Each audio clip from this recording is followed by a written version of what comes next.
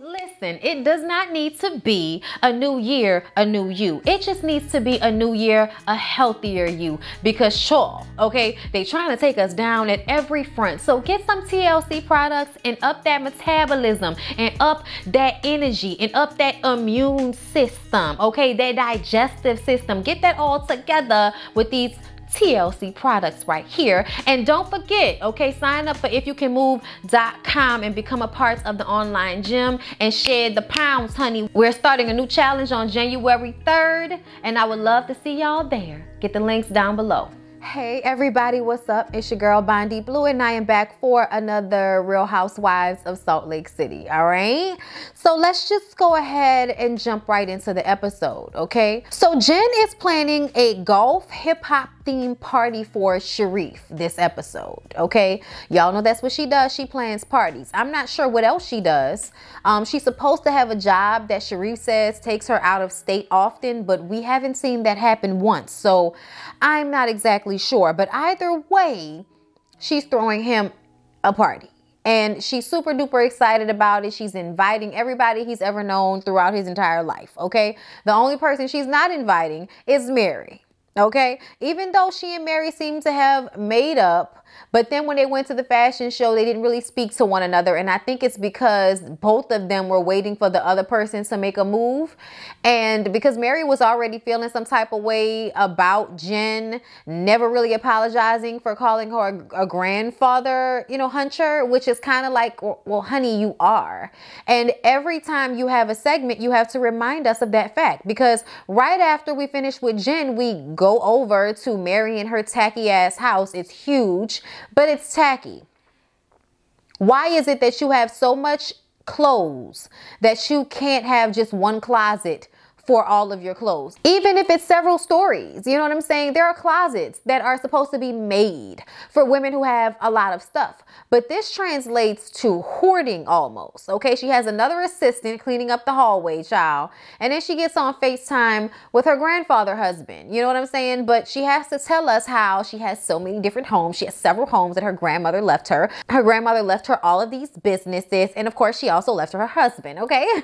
So I was just kind of like, how many times are we going to hear about it, but then you're going to get upset when somebody calls you a grandfather hunter? I mean, how many times are you going to remind us that your grandma had him first? You're worse than Ray J with this shit, okay? When she FaceTimes with her grandfather husband, she cries and complains and feels so terrible that Jen isn't inviting her to her husband's party because she's inviting all the other girls. Why isn't she inviting me? Like, you're like a 50-something-year-old woman. Like, find something to do in your large, gargantuan-sized house with all of your many things that you just love so much. Why does it even matter? I'm gonna tell y'all right now, I don't care like that. Like, yes, it bothered me sometimes when some of my family members were, you know, all down here in New Orleans and they'd all go out and I'd see all of them, but nobody invited me. And I was just kind of like, oh, okay, we're doing that. Gotcha. That's fine. I felt some type of way, but ultimately I had everything I needed. So, you know, it's no sweat off my brow. There are no hard feelings, but, you know, I remembered. You know what I mean? It's just no reason to feel this way, to cry. Like, I don't think I ever cried. And those were people that I actually really loved versus friends who I kind of sort of don't even know. The point is, why are you this upset about somebody who does not matter to your life, Mary? Why are you crying about it? You know what I'm saying? Is it just me? Her husband tells her to stop. Okay? Don't cry about something like that. F them broads. Oh, I just created some new Teespring stuff, so you guys don't forget to check that out. Okay, check out my new Teespring merch. Okay, man, fuck them people. Okay, I have the mask and I'm gonna be creating the shirt soon. Don't worry. I also have added wallpapers that are of my photography, because I know some of you guys asked about that. So, you know, I'm adding those slowly but surely, but there's definitely one. It's called Bondi's Full Moon on it. Yeah. So yeah, check out my merch on Teespring, you know, now that we're talking about that. But yes. Okay, crying, Mary, wham, husband, girl, stop crying. Boom, moving on.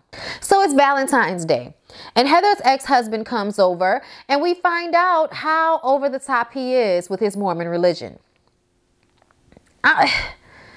I was just like, you're exhausting, good sir. Heather tells us that when they were together, first of all, I think they only got married after knowing each other for like, what, 3 months? It was like, oh, you checked off all of my Mormon boxes. Let's get married, you know, and let's not forget he's rolling in the dough, okay? Endless amounts of funds, all right? Child, I always say, I wonder what business was y'all in? But either way, she says that during their marriage, they just found out they were not compatible. They kept having children, but they were not compatible, okay? He withheld sex because they went to see Scary Movie 3 and she wasn't, you know, completely taken aback by the glory hole scene. So he snatches her out of the movie theater, and because she's not as upset and appalled as he is, he then withholds sex from her. I'm just kind of like, is that why? Because of that? Really, sir? I don't want to be bothered. I know that she hates that they're divorced, but she shouldn't. I'm just saying, you're getting all of the benefits without any of the aggravation. You know what I'm saying? Yes, you've been ostracized. You don't like those people anyway. I feel like Heather loves living in her victimhood, though. I've been ostracized. They don't care about me anymore because I'm a divorcee. I'm on the outsides of, you know, the social spectrum. You know, you're still meeting for brunch with bitches all the time. You're still meeting with a group of people who call themselves your friends. So you haven't been that ostracized, Heather. Like, suck it up. I'm sorry. Maybe I just don't have a clear picture of it. I get that. But sometimes it just kind of feels like she's complaining about having a great life. Like, you're filthy rich. You have a successful business. Your husband still pays, your ex-husband still pays for everything. You don't have to be around people you don't like. You have kids that love you. Did I mention she's filthy rich? Okay. Money doesn't buy you everything, but it'll damn sure get you close. Meaning you can't buy time or energy. She tells us that the marriage actually ended when she didn't want to change the date and time of her baby's baptism in order to suit her ex-husband's sister and her schedule. Who does that?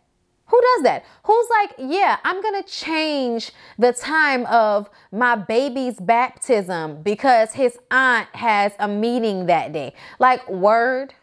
She's going to be out of town that day. Yeah, like, no, she's either going to be there or she's not going to be there. And if that makes you leave the house and divorce me, you didn't want to be with me anyway. And that was just like a straw that broke the camel's back or some shit. Or you were looking for a reason and any disagreement was going to do it. And I kind of feel like that's more so what it was than anything. Because who divorces somebody over some shit like that? Like, that just seems, you know,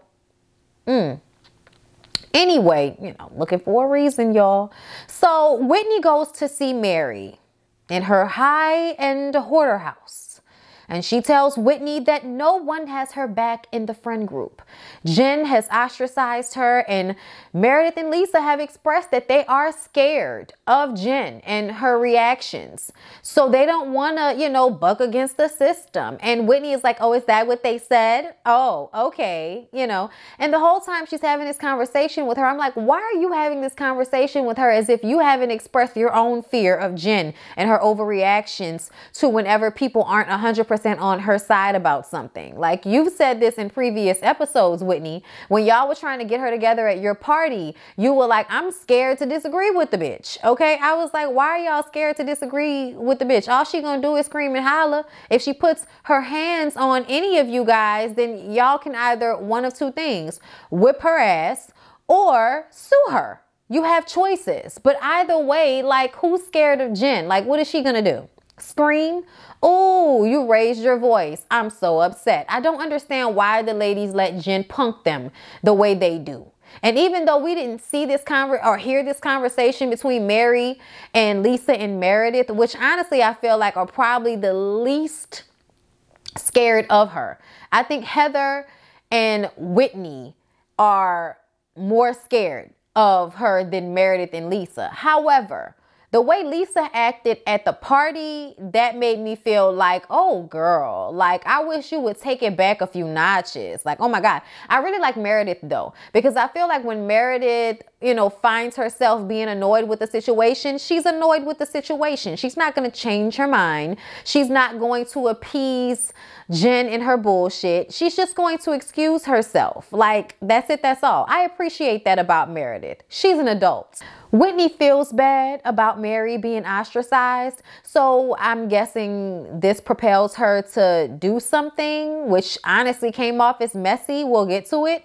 Meredith and Seth are on the good side of things, you guys. They're glowing. She's looking, more adorned. You know what I'm saying? More lip gloss, more jewelry, better hair, something's different than before. And maybe it's that they've had sex. I don't know.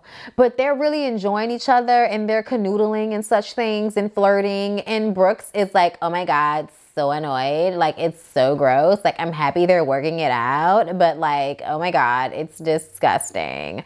And I'm just kind of like, Brooks, you're like 21 years old. If sex is disgusting to you, you need to go to therapy and figure out what's wrong. Like, I get it's your parents, but maybe you should, I don't know, get the fuck out if you don't want to see what they're doing. Like, I just kind of feel like he always wants to be on camera. Therefore, you always want to be in a scene. So when they're doing whatever they're doing, you're unhappy about it, go your ass to your room. Honestly, I'm trying to understand. Listen, it's okay for him to still live in his parents' house. He's only 21. But there's something about him that makes me feel like you need to go and get a place of your own. You need to go have your own life, because you very much come off like a teenager and technically you're a grown-ass man. Whitney goes to see her friend Sarah. Okay, they both have kids the same age. Sarah has also been ostracized from the church and she's on her third marriage and her boobs are huge. Okay, low-hanging fruit comes to mind. Stretched skin comes to mind. Back aches comes to mind. Okay.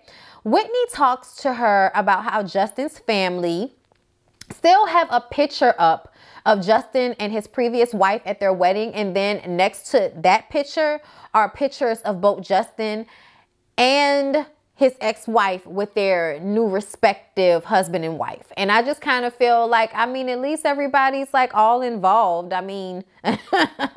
Like everybody has to put their issues aside for the kids. So I'm not upset about it. It's what happened. We shouldn't act like they weren't married just because they got divorced. It's weird, but oh well. Then Whitney tells her friend that she wants to talk to Jen about how she's been treating Mary. She wants to have a conversation about it. And I just kind of feel like, here's the thing. I appreciate Whitney wanting to speak out because Jen is a bully. But if you're going to do it, clutch your pearls first. Get your vagina together first before you go up to somebody who you are obviously afraid of. Okay? Like, nut check yourself before you put yourself in this situation. Because honestly, I feel like you let your little friend buck your head up.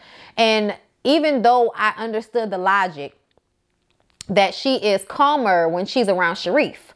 So if we're at Sharif's birthday party, maybe this would be a great time to bring it up to her. She won't be as rowdy. Yeah, no, that's not Jen. She's going to be rowdy because somebody said something that she didn't like. So she's going to get rowdy whether Sharif is there or not.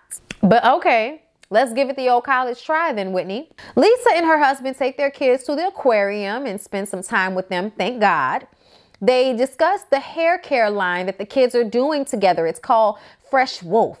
And Lisa is using that as an opportunity to spend time with them while still making money. Listen, there's a part of me that has so much admiration for Lisa's business mind and her ability to constantly make herself money no matter what. I have an immense amount of respect and appreciation for that depiction on television, no matter the rapping. But it does come off as maybe problematic that you can't spend time with your children without some type of business venture having to be tied to it.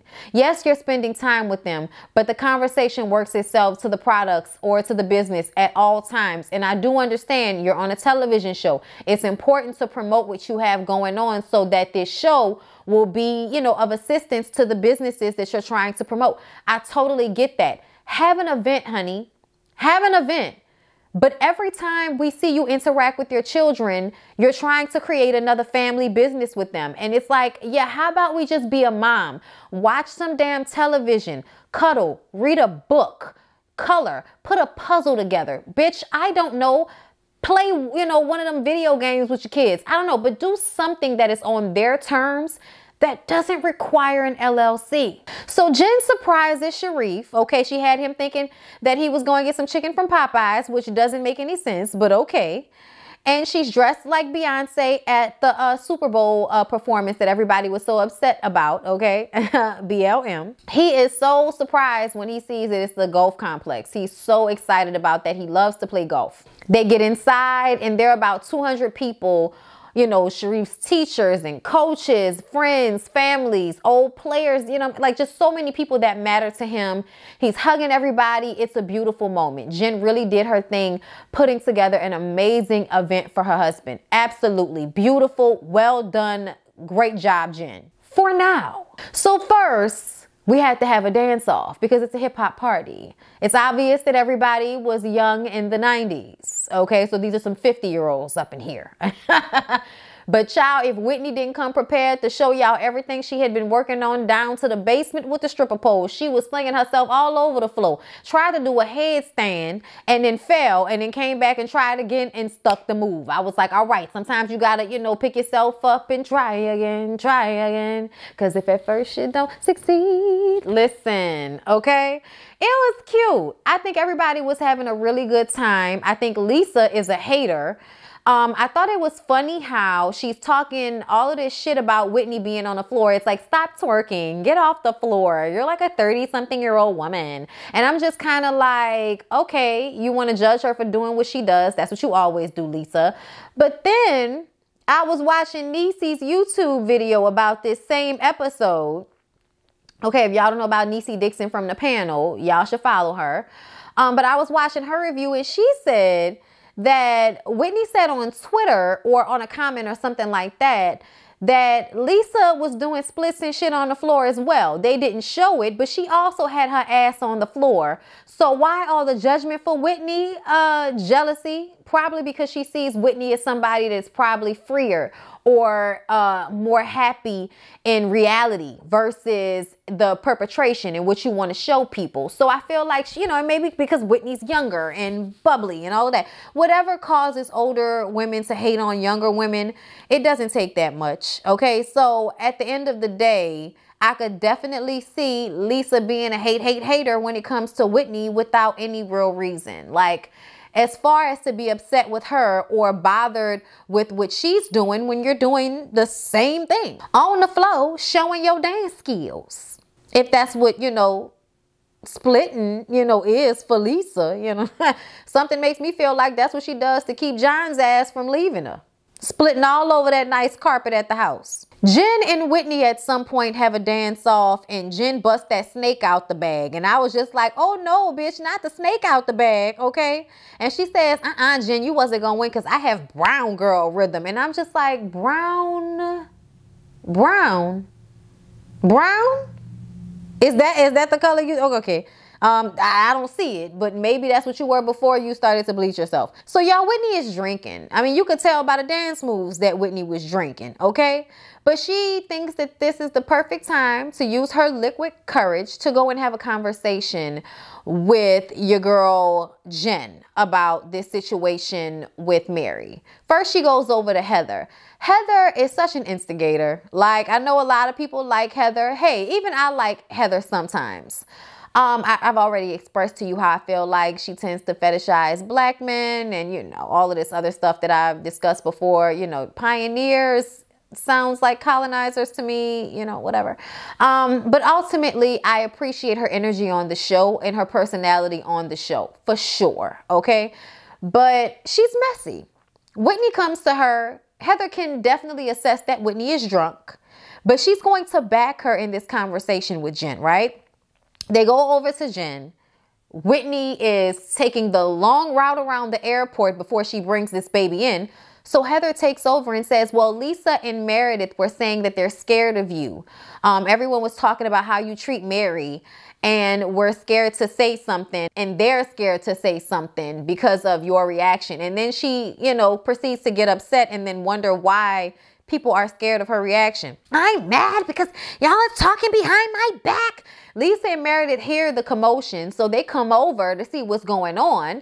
And this is when I was like, Lisa, I thought you weren't scared. But the first thing you wanted to do was take Jen to the side and make sure she understood that you had no pause of talking behind her back. And I just kind of felt like she needed to stop screaming before I was even trying to have a conversation with her. At the end of the day, I'm an adult. You're an adult. I don't know who the fuck you think you talking to, but you ain't talking to me like that. Okay, so she and Lisa go to the side so Lisa can tell her that she didn't say anything about her. Meanwhile, you know, Heather, Meredith, and Whitney are having a discussion, and Whitney's like, well, since we're putting it all out there on the table, why is Jen talking about you and Seth's marriage? Okay, she didn't say what the specifics were, but she definitely put it out there. So when Lisa and Jen rejoin them, it's brought up again. And Jen gets so upset, she throws her drink. Meredith is over it. She's screaming. She goes and finds Sharif and tries to drag Sharif off. She's hitting balloons. I said, bitch, is that trench ball? Tell me she wasn't giving y'all trench ball vibes. Have y'all ever seen Matilda? Trench ball was the stepmom slash principal who was abusive to everybody and putting them in the chokey, okay? And counting the chocolates and all of that. Do y'all remember that Ronald Dahl book that they made into a really great movie that we grew up watching? Okay, I might be giving y'all a lavender tea right now for all I know, okay? But either way, in that movie, there was a scene where Miss Honey and Matilda snuck into the big house so that they can go and get her doll Lissy, okay, from out of the house. And maybe some of the other things that are still up in her room from, you know, when her dad died and Trunchbull took over the estate. Okay, Trunchbull goes to run with a car on her back because she's just that strong. That's the vibe that Jen was given. And so when she gets home, she can tell somebody's been in her house, right? So when she realized somebody's in the house, she starts chasing them down, and they get out the house, and she couldn't get to him, right? So Trunchbull goes back up the stairs. Do y'all remember that? That's exactly what Jen looked like when she was walking up those stairs, hitting the balloons and shit, because she was mad that Whitney put her on blast. Because I think it's hilarious that you were so upset that you thought they were talking behind your back, and we don't have any proof of that. We didn't see that conversation. We didn't hear that conversation, but I do think everybody is scared of this exact reaction that Jen tends to give whenever she doesn't get her way, okay? But she has this fucking temper tantrum about somebody talking behind her back when really you're upset because it's been put on Front Street that you've been going around talking about Meredith and Seth's marriage to everybody. In all honesty, like, that's some terrible shit to call yourself somebody's friend and to go around y'all's friend group telling everybody that she's cheating on her husband. You're insinuating she's cheating on her husband. You've been doing that for a few episodes. You said that to Heather. You said that to Whitney. I'm sure you probably, you probably didn't say it to Lisa because Lisa and Meredith are like this. But you've been going around saying that shit on this show. And in all honesty, I'm glad that Meredith was upset with you because she should have been. And you should have been able to control yourself because you are just as messy as anybody else on this damn show, if not more. That's some nasty shit to do as far as I'm concerned, going around talking about people's marriages, because you don't know if that would get back to Seth, and you don't even know if that's true. I feel like does she know that's true? Or are you just assuming that and trying to start shit in Meredith's relationship because your own relationship is in the shitter? So all Sharif does is complain. And I'm trying to understand, where the hell does Sharif live and why is he not home all the time? What is the real situation? At this point, Heather's messy ass has ran to hide in a corner after she's the one that blurted it out the way she did. Sharif did not go home with her. He stayed behind at his party and sent one of their older sons home with her. And she's in the car flipping out and he has to say, Mom, look at me. Calm down. When your sons have to get you centered because you losing your shit like a damn toddler, that just says a lot about what's going on with you. And we all know that Jen is on medication and she was drinking. So I feel like Sharif is going to be mad at her the next day. They're definitely going to have a discussion about the way she acted, because she ruined this beautiful party that she put together for her husband, all because she couldn't control her damn emotions. Jen needs to get herself together with her little tyrant ass. But anyway, you guys, that was Real Housewives of Salt Lake City. Hope you guys enjoyed. Please don't forget to like, comment, and subscribe to my channel if you have not already. And I'll see y'all in the next one.